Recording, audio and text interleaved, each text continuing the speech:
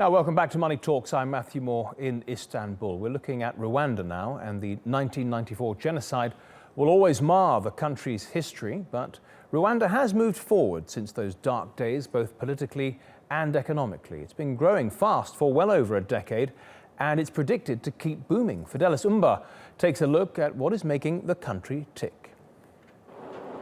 Rwanda has a past that cannot be forgotten, but it's now trying to write its own future by positioning itself as a major economic force in Africa. President Paul Kagame is commonly described as a strong leader. Many people here say he's controversial, but gets the job done. In recent years, he's steered the country to economic success, and Rwanda now has one of the fastest growing economies in sub-Saharan Africa. Rwanda recorded an average annual GDP growth of around 8% between 2001 and 2014.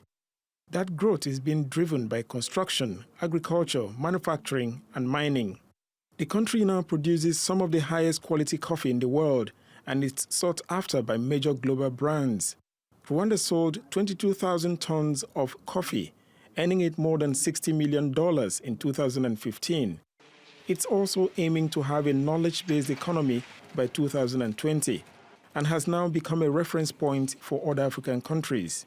A large chunk of government revenues still comes from overseas aid. About 83% of Rwanda's 12 million people live in rural areas, and more than 70% still work in subsistence farming. So despite its recent economic success, it still faces big challenges. Fidelis Umba, TLT World.